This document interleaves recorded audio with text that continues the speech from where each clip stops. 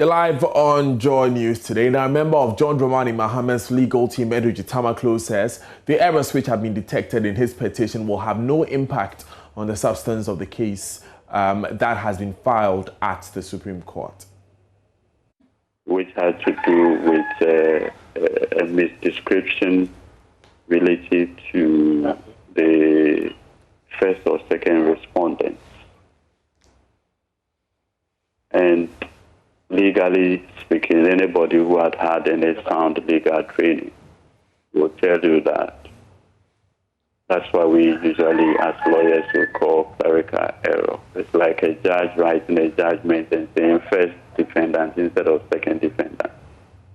All you do is in open court, you just tell the judge with leave, and then you sign by writ, and then you just do the proper decision. That's all. So in terms of the competence or otherwise of the petition, nobody has raised any question whatsoever about the competence of the petition that has been filed.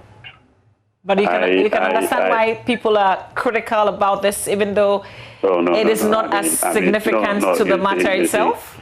No, it's of no distance bearing to the ground. For a petition, the petition spells out what it should contain.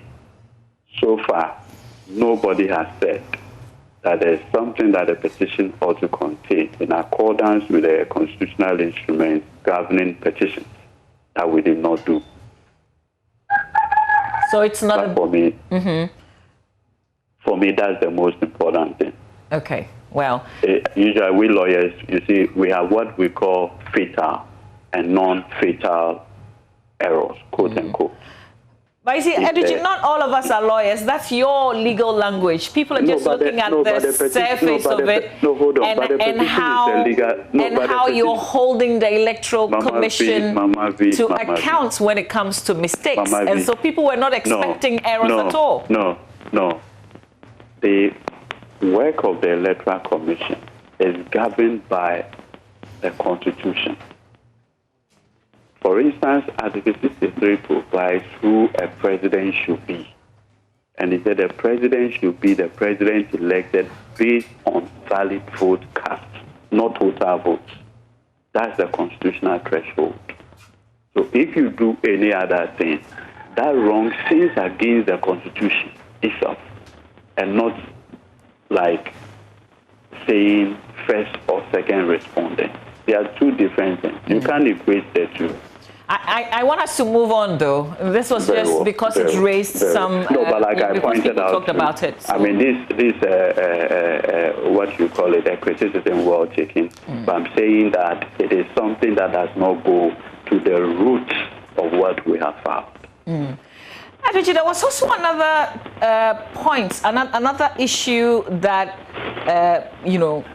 I also did realize, because after the declaration, the conversation was about the fact that the NDC won the elections. But with what you presented to the court, we see that you're asking for a possible rerun, and you're not holding yourself as winners of the election. We've alternated several reliefs. If you look at our reliefs, they are about F, A, B, C, D, E, F. You need to go and look at the implication of each one of the reliefs if so granted. If you are saying that the presidential election instrument should be set aside, what is the net effect of that? Would there be a president declared?